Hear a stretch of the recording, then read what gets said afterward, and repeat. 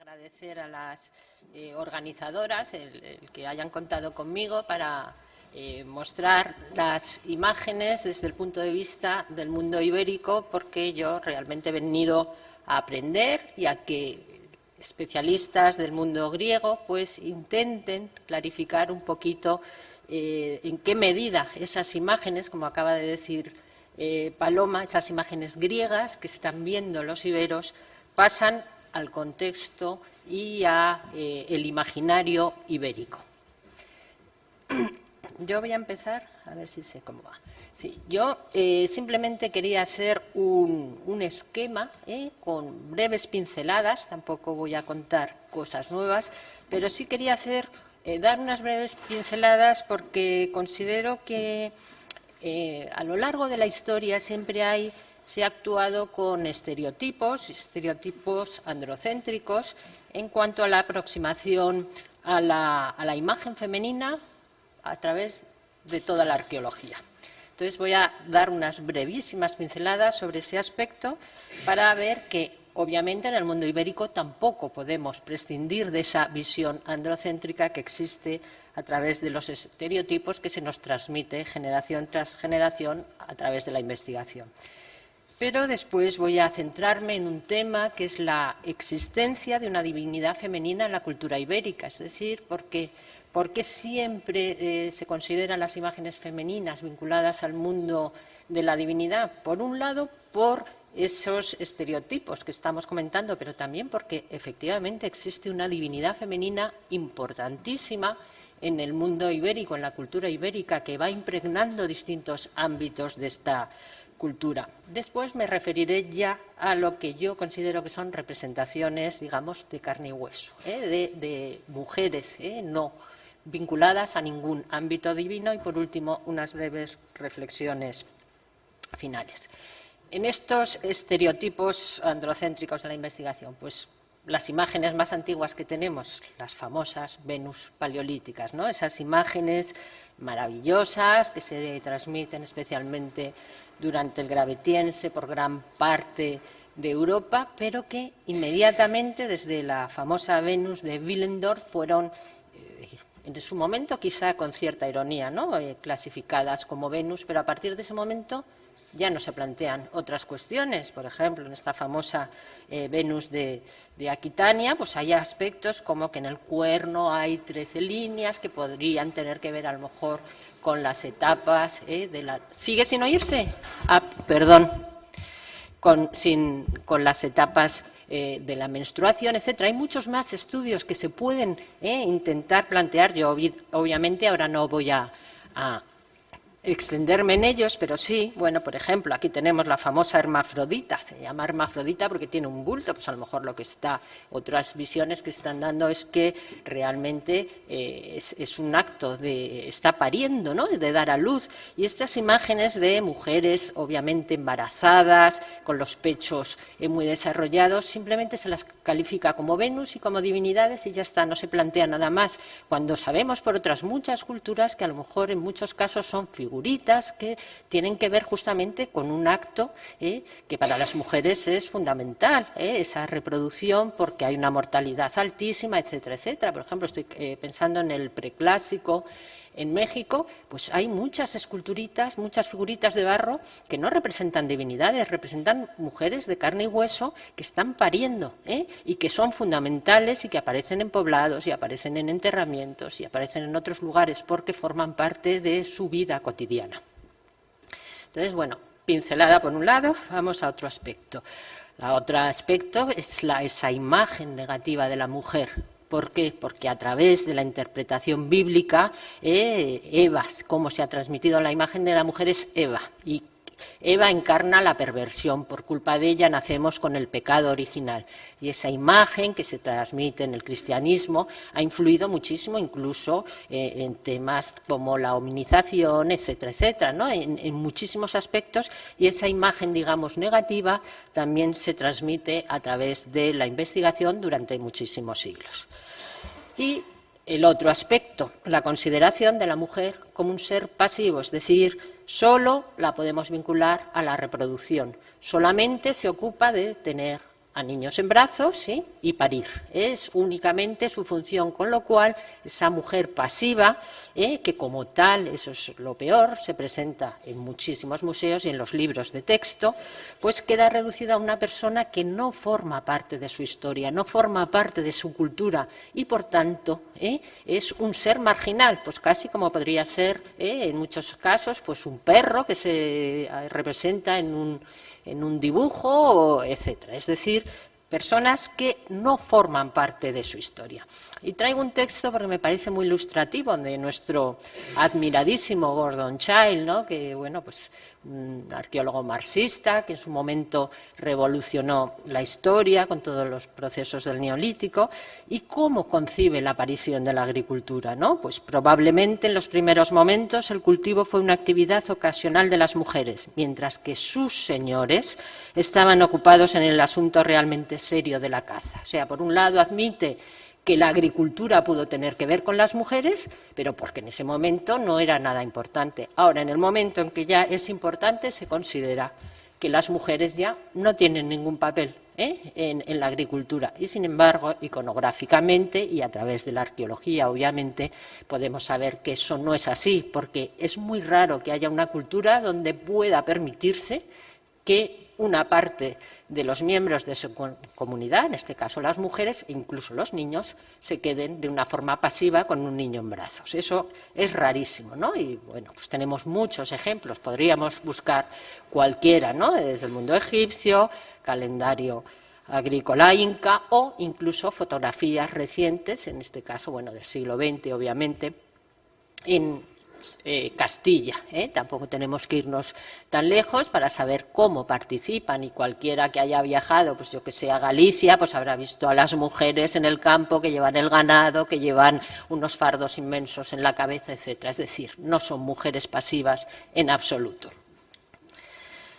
Y, por tanto, tenemos que partir de que, en principio, las mujeres son o somos las grandes olvidadas de la historia. Afortunadamente, pues ya en los museos están reaccionando y ya se representan a las mujeres en actitudes activas, que no es nada del otro mundo, es simplemente lo normal. Lo que pasa es que nos llama la atención porque hasta hace poquísimos años no lo considerábamos normal, ¿no?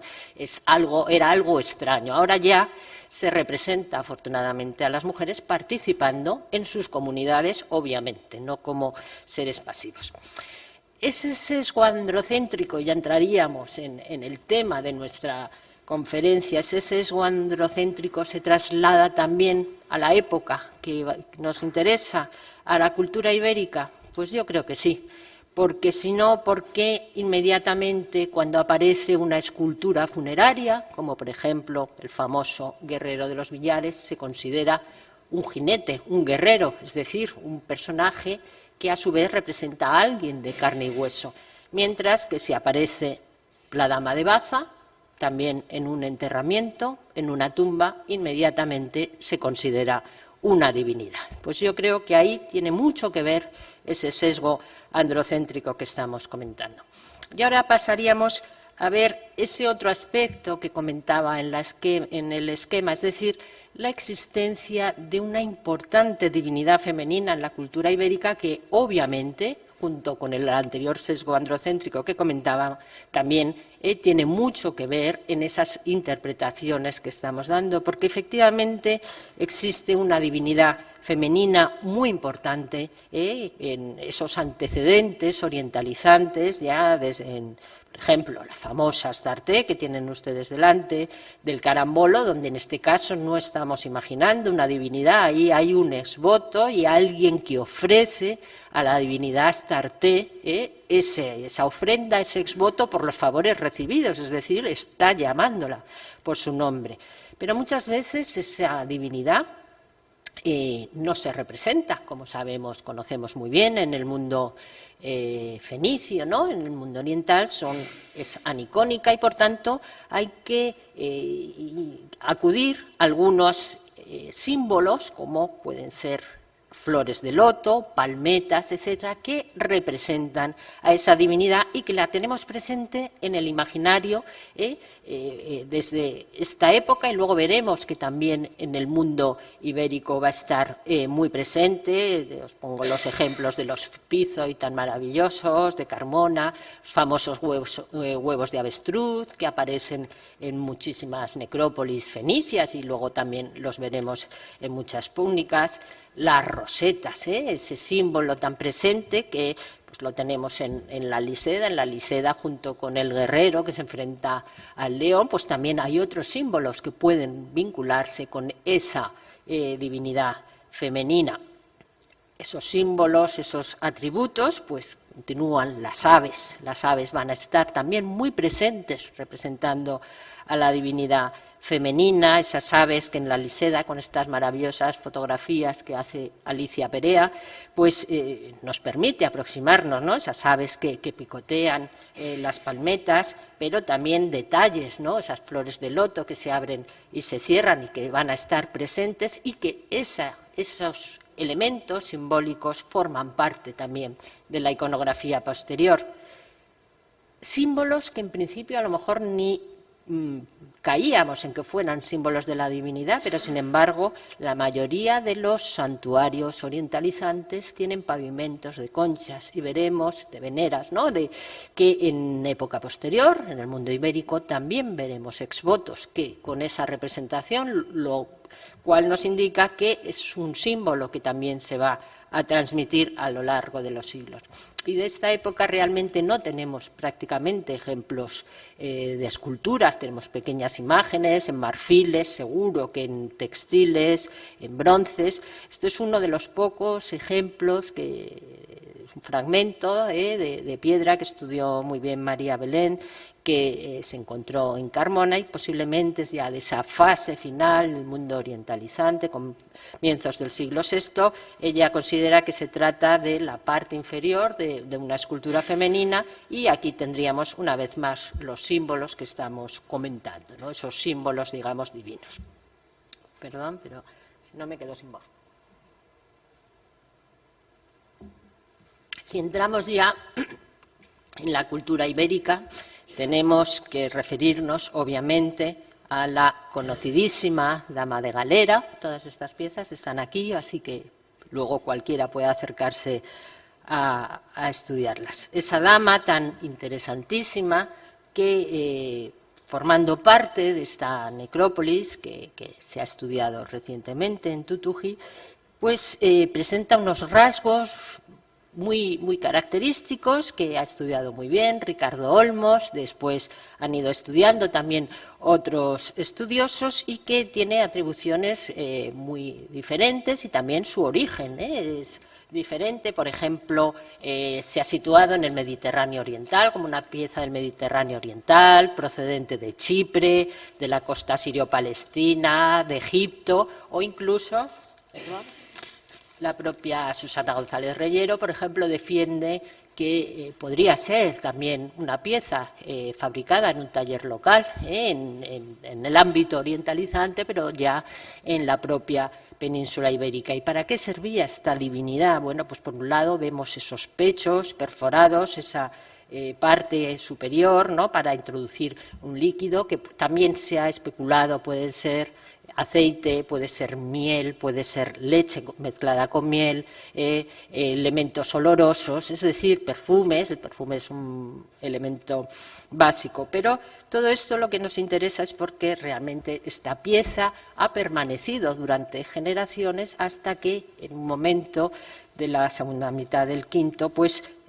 forma parte de un ajuar de un personaje importante que realmente tampoco sabemos si se trataría de un varón o de una mujer, porque no se han podido analizar los restos óseos, y por tanto aquí tenemos la duda, a diferencia de lo que veremos después en época de la dama, ya con la dama de Baza. Y además, en los últimos años, Oliva Rodríguez Ariza ha hecho unos estudios interesantísimos de este túmulo 20 de de la necrópolis de Tutuj y en Galera, y ella diferencia dos fases. La primera fase posiblemente es la que corresponde, estos ajuares corresponderían a esa fase, y una segunda fase que además sí que coincide cronológicamente con la de la Dama de Baza,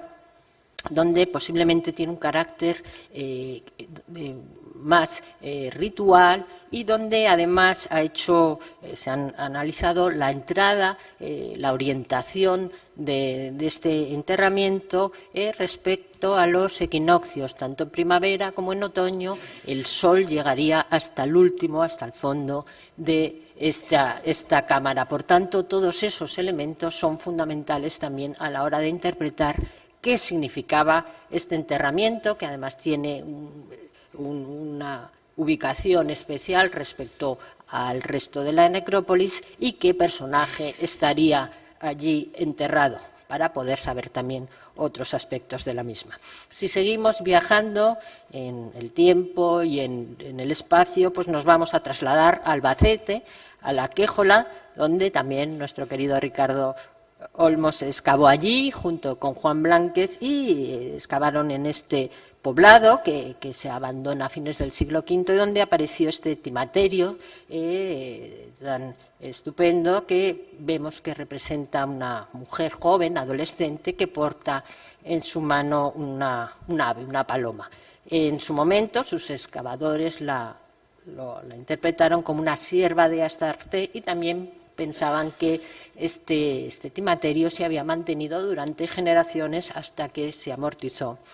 en este lugar. Y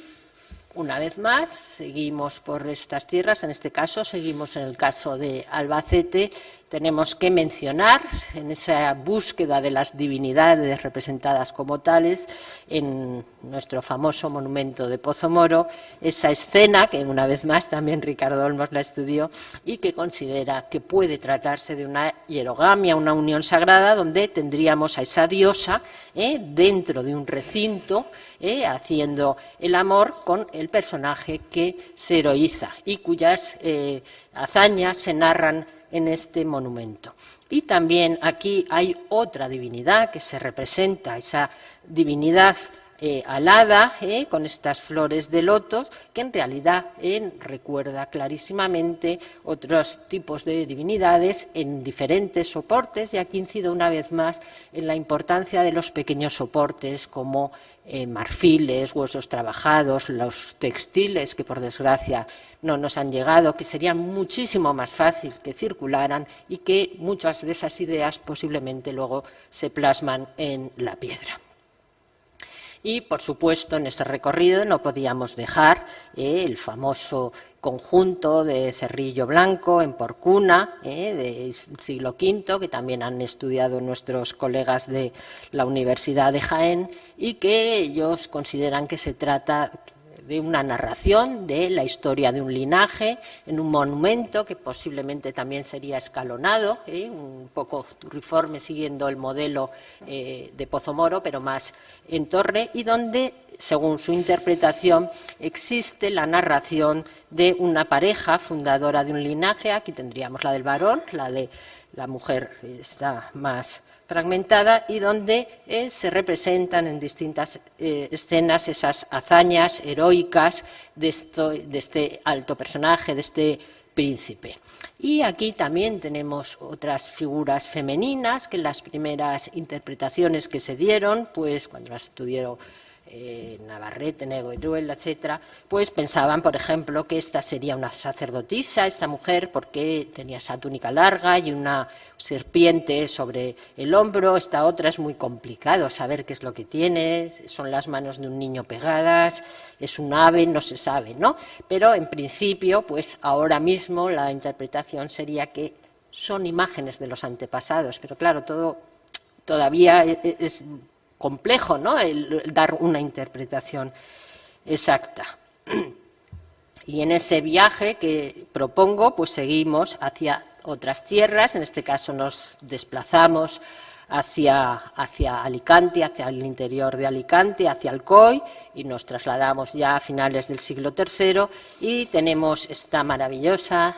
terracota de una divinidad nutricia que no apareció en la parte del poblado, en la Acrópolis donde se sitúa el poblado, sino que apareció en una habitación, en un departamento, que lo estudiaron también muy bien Grau, Ricardo Olmos y Alicia Perea, y que es una habitación singular, había materiales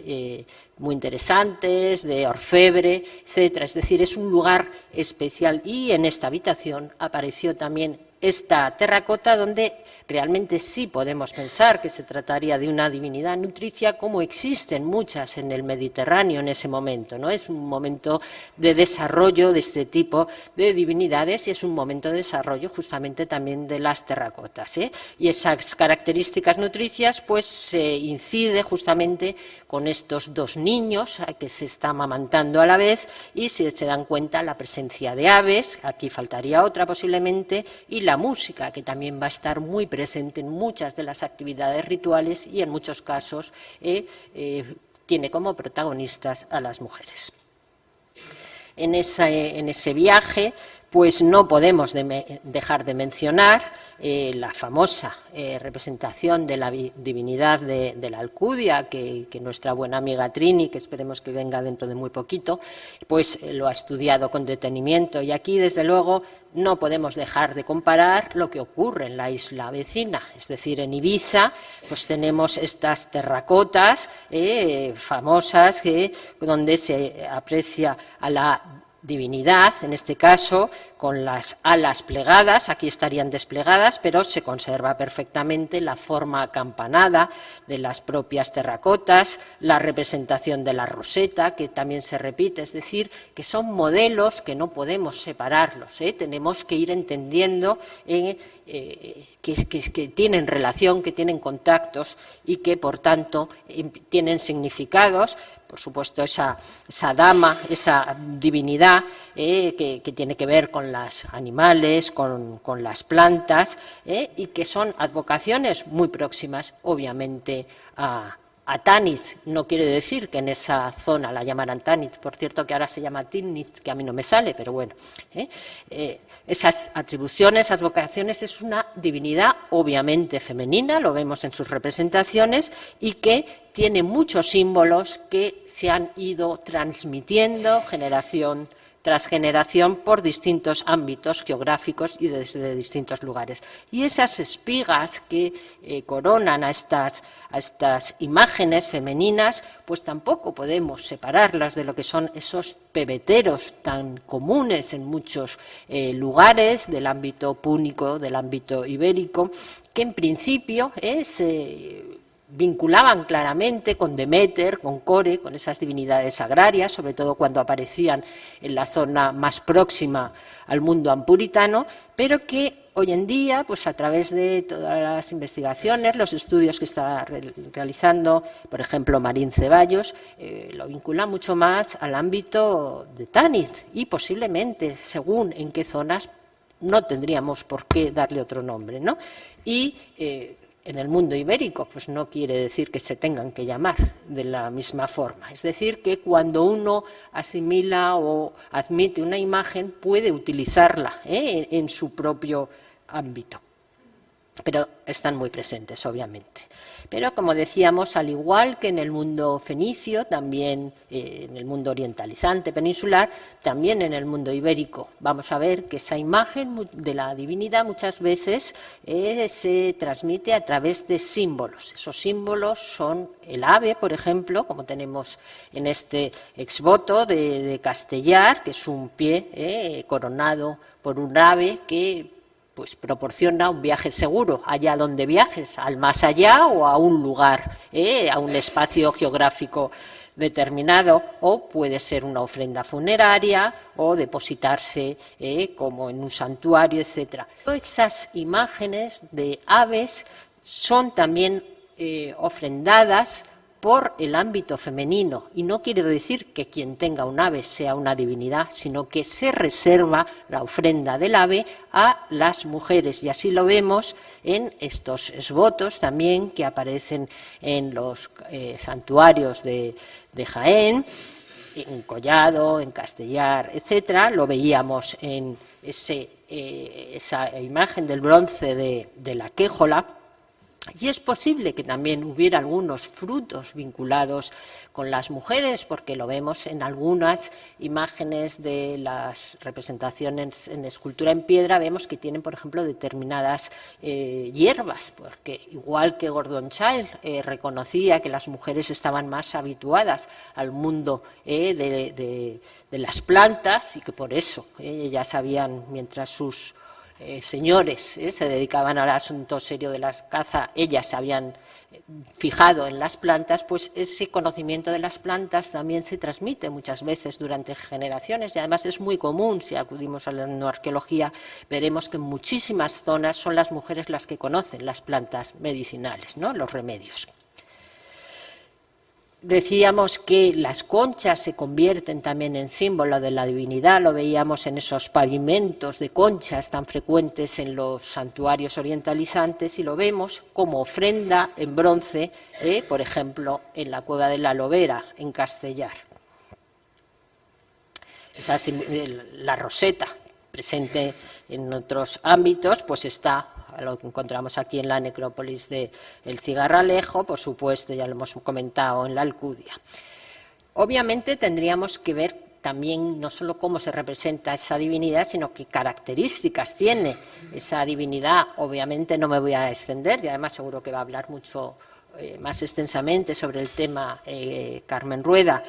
Yo simplemente pues comentar de pasada pues que obviamente es una divinidad protectora, por un lado, de la comunidad en general, pero también de los individuos, que preside esos ritos de paso que están simbolizando muchos de los esvotos, ritos de paso de la pubertad a la edad adulta en los distintos ámbitos, al matrimonio, etcétera, etcétera, con esa ofrenda de armas o mostrar las joyas, etcétera, típicas de los ritos de paso que vemos a través de los esvotos, pero también tiene otro aspecto, que es el aspecto curativo, es decir, esa divinidad preside esos ritos salutíferos que son tan comunes, especialmente a partir del siglo III, que lo vemos en muchísimos santuarios, sobre todo del mundo suritálico, y que lo vemos pues a través de los esvotos llamados anatómicos, que son también muy frecuentes en nuestros santuarios, con dentaduras, ojos, brazos, piernas, etcétera. Este lo pongo porque me gusta mucho, es un esvoto que representa a un hombre claramente enfermo, porque se le señalan todas las costillas, ¿no?, con lo cual está claro que quiere sanarse. Pero muchas de esas divinidades, igual que ocurre en otros ámbitos mediterráneos, tienen muchos aspectos que no son directamente vinculados, o no hay que vincularlos exactamente con el tema de sanar, sino de conseguir algo vinculado sobre todo al mundo reproductivo de la mujer. Por ejemplo, se empiezan a depositar úteros, y es muy interesante porque mientras en muchos santuarios suritálicos del Lacio se desarrolla a partir sobre todo del siglo III, el siglo II, la deposición de úteros en terracota, aquí se hace en bronce, igual que aparece en pechos y también niños recién nacidos, que también es muy común, lo que llamamos los niños enfajados, bien envueltos, para pedir que, pues obviamente, todos esos aspectos que cualquier madre quiere pedir, pues que tener un buen embarazo, que una buena lactancia, que estén protegidos. Piensen en la elevadísima mortalidad que habría tanto para las mujeres con las complicaciones de los partos como para los niños recién nacidos, ¿no? Eso sería muy común. Por tanto, todos esos ritos vinculados a la procreación, cuidado de la comunidad, etcétera, etcétera, ¿no? La infancia, estos son los esvotos, mucho más, digamos, cuidados, que aparecen, por ejemplo, en el mundo suritálico, pero están expresando la misma idea. Y estas terracotas que empiezan a aparecer en nuestros santuarios siguen también un modelo que existe dentro del ámbito púnico, dentro del mundo lacial, suritálico, etcétera, ¿no? Es muy común. Y en todos estos lugares se empieza a ver que es muy importante lo que llamamos la agencia de las mujeres, ¿no? Ese término que nos ha venido desde el mundo anglosajón, la agency, pero que es realmente la actividad, cómo participan, cómo no son seres pasivos, sino que están formando parte de esos rituales que están presentes a través de los esvotos que vamos viendo, en este caso en Torreparedones, en piedra, con mujeres representadas pues, en distintas actitudes, algunas embarazadas, y en este santuario, igual que teníamos en el caso del Carambolo, sabemos que hay una dedicatoria, tardía obviamente, a la dea Caelestis, y que siguiendo un poco una línea que también ha estudiado muy bien Marín Ceballos, pues podríamos pensar en esa línea de Astarte o en atribuciones muy semejantes, porque en el fondo son muy parecidas, Astarte, Tan, dea Caelestis, Juno. O sea que seguimos, Betatum, que han estudiado también Carmen Rueda, Molinos, etcétera, ¿no? Esa ara con una inscripción donde aparece una inscripción a una divinidad indígena. En este caso sabemos cómo se llama, la mayoría no sabemos cómo se llama, pero vemos que también tiene atribuciones muy semejantes, curativas, posiblemente oraculares, etcétera. Y también siempre lo mencionamos, esa posible presencia estacional que se ha realizado, igual que hablábamos con el túmulo 20 de Galera, también en este caso con estudios que ha hecho César Esteban y con el equipo de la Universidad de Jaén, han visto que en la cueva de la Lobera, en los equinoccios, en el fondo del interior de la cueva y, por supuesto, por acción antrópica, es decir, que la divinidad es buena, pero hay que ayudarla un poco, ¿no? Pues se refleja esta imagen que es sorprendente porque realmente hay muchos esvotos que son muy semejantes, ¿no? Con lo cual es posible que, digamos, 2 veces al año pues se apareciera la Virgen. Y pasamos ya al tercer ámbito que yo quería comentar, no sé cómo voy de tiempo, es la representación de las imágenes aristocráticas y populares, pero lo que yo llamo mujeres de carne y hueso. Es decir, que no tenemos que pensar que en este caso sean representaciones de divinidades. El primer ejemplo que obviamente que tenemos que poner es el de la Dama de Baza, ¿no? A partir del siglo IV, igual que vemos en la Dama de Baza, empieza a generalizarse la representación de la mujer aristocrática, esa mujer que se representa igual que el varón, se representa con sus símbolos, guerreros sobre todo, pues la mujer aristocrática se representa con sus símbolos de poder, que es sobre todo el vestido, con mantos, etcétera, etcétera, y las joyas, son esos símbolos con los que se representa. Y aparecerá, y uno de estos ejemplos es la tumba de Baza, pero como comentaba al principio, pues realmente como la investigación todavía no estaba preparada para que una mujer tuviera importancia por sí misma, inmediatamente se empieza a hacer elaboraciones y cuando apareció, y además lo más llamativo, con un conjunto de panoplias impresionante, pues no podía tratarse de una mujer inmediatamente, por supuesto la urna funeraria, que es la escultura, se interpreta como una divinidad, porque además hay símbolos como el trono alado o un pichón que lleva en la mano que lo acercaría a esas divinidades, pero ya hemos visto que las ofrendas las llevan también los esvotos, las personas normales, y no tienen que ser divinidades. Perdón, se me ha ido. Esta imagen de la Dama de Baza, obviamente, hasta que no se repiten 2 veces los restos funerarios, no se admite que es una mujer. Primero se hizo el análisis, se vio que era una mujer, pero la Academia lo rechazó, se pensó que era un varón y hasta fechas bastante recientes que se volvió a analizar, ya con todas las garantías se sabe que se trata de una mujer, con lo cual tenemos que replantearnos todo el enfoque que se había dado. Es una mujer y hay armas en su tumba. No quiere decir que sea una amazona, porque las armas las depositan obviamente los vivos, pero hay que pensar entonces qué papel jugaba en su sociedad. Y me gusta traer a colación un ejemplo más antiguo, pero en cierto modo similar, que es la princesa de Vix, cuando aparece este enterramiento pues inmediatamente es un conjunto impresionante, en ese caso es una inhumación, con lo cual no hay problema en saber que es una mujer, pero la cantidad de interpretaciones que se empiezan a hacer para analizar qué papel, quién era este personaje que aparentemente es una mujer que estaba depositada en esa cámara funeraria con esa riqueza de ajuar tan impresionante, con cerámica de importación, cuencos de plata, torques, un carro donde estaba depositada, etcétera, etcétera. Y si siguen ustedes los trabajos, que a mí me encanta, de Bettina Arnold, sobre este enterramiento, recoge todos los artículos que se han escrito sobre la misma y la cantidad, digamos, de tonterías, y yo lo siento mucho, que se han dicho sobre este enterramiento. Ya lo último es que era un personaje travestido, porque se negaban a admitir que pudiera ser una mujer y que tuviera un enterramiento con estas características. Y aquí volvemos a la Dama de Baza, y aprovecho para hacer un poco de propaganda,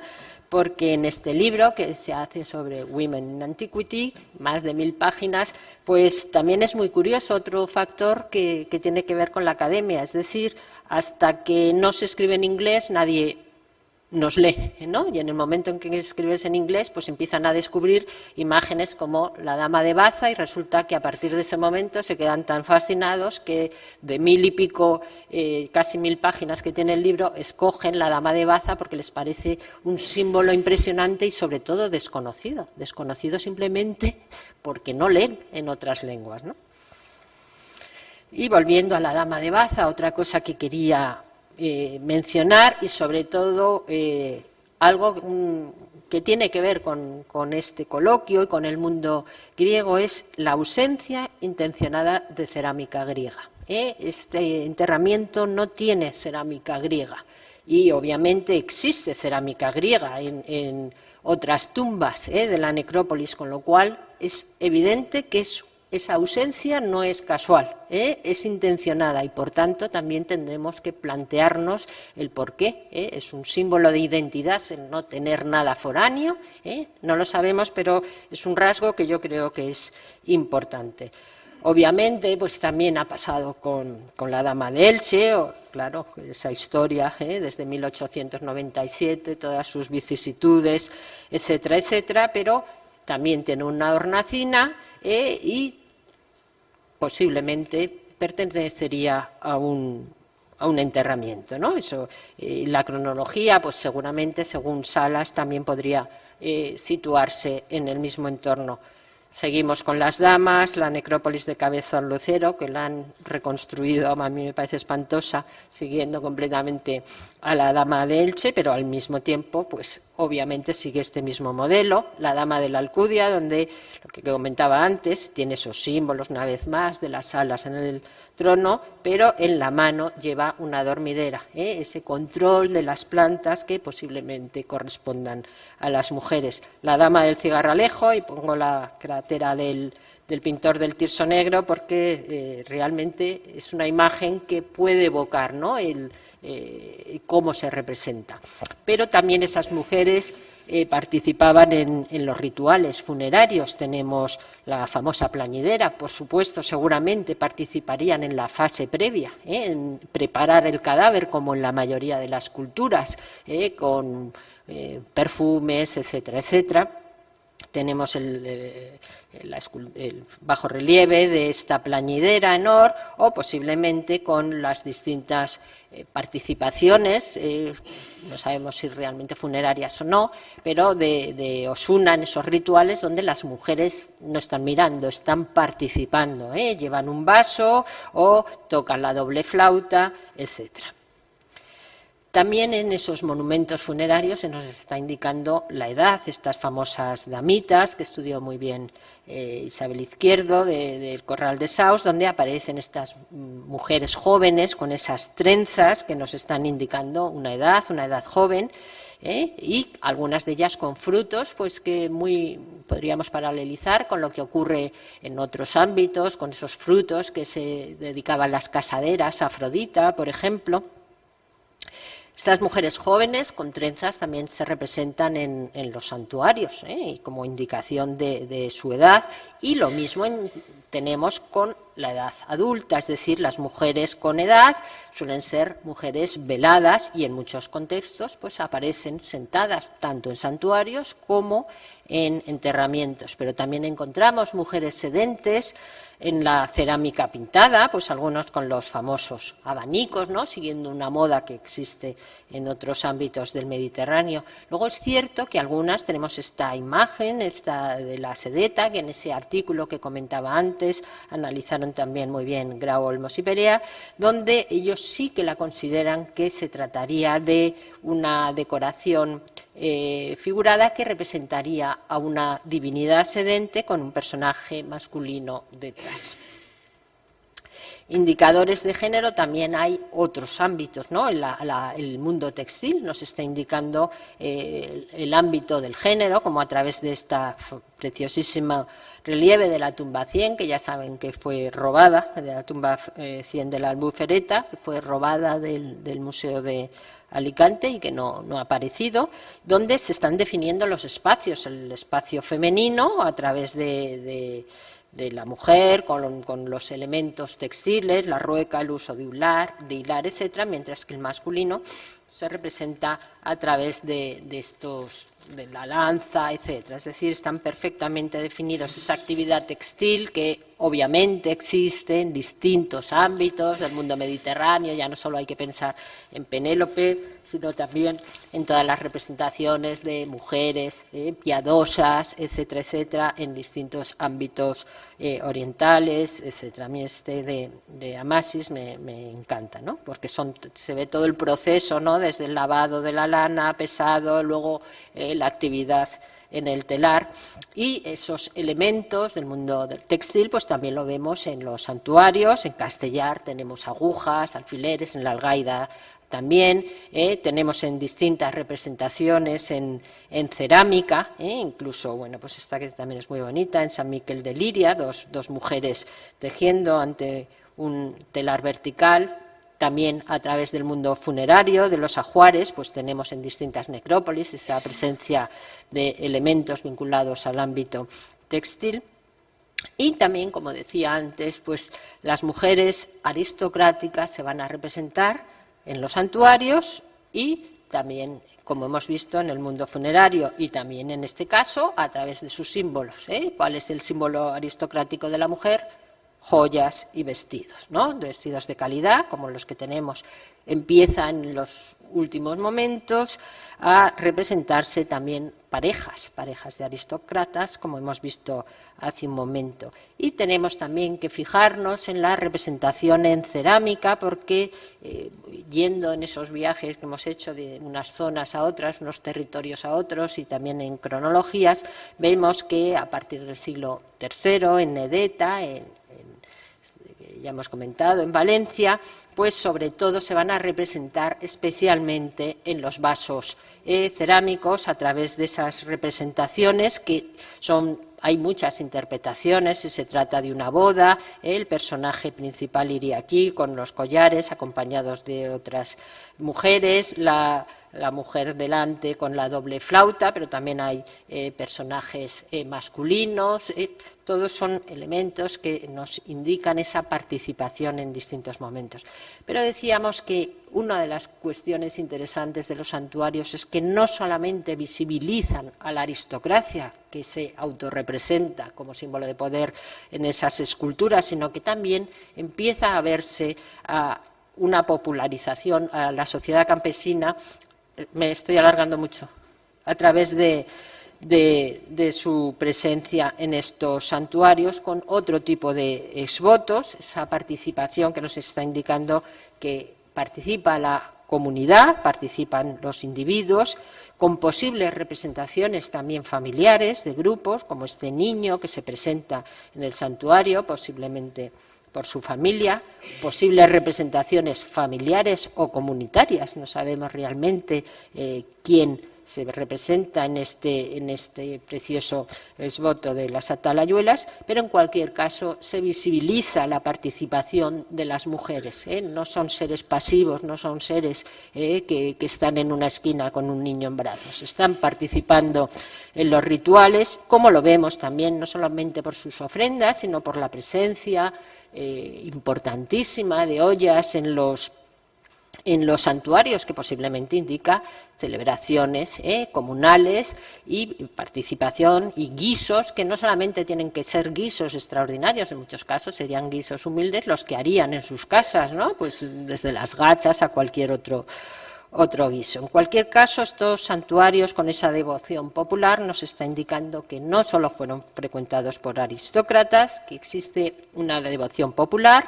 donde hay una importantísima participación femenina, donde habría otras ofrendas invisibles que no han llegado realmente hasta nosotros, pero que serían también muy importantes, y donde insisto en que se hace visible una sociedad campesina que antes no veíamos, y donde también es verdad que existe una pervivencia de una divinidad femenina que posiblemente en ese momento tiene un repunte en los últimos momentos y que admite otras imágenes en el momento en que se asimilan, se pueden adaptar, o incluso gente, peregrinos de otros lugares, pueden ofrecer su imagen de culto, que no existe ningún problema porque es lo mismo que ocurre en otros ámbitos del Mediterráneo. Como reflexiones finales, y ya con esto acabo, pues comentar que efectivamente existen esos estereotipos que hemos heredado todos y todas, de tal forma que no todas las imágenes femeninas son divinidades, lo tenemos que tener muy en cuenta, que sí es cierto que existe una importante divinidad femenina en el mundo ibérico y que se plasma en muchísimos ámbitos de esta cultura. A partir del siglo IV vamos a ver que la representación de las mujeres aristocráticas está muy presente en el mundo funerario. A partir del III se representan también en los santuarios otro tipo de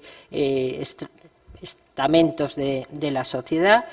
Y, por tanto, hay que reivindicar a las mujeres iberas como protagonistas de su historia, no simplemente como seres pasivos que dejaban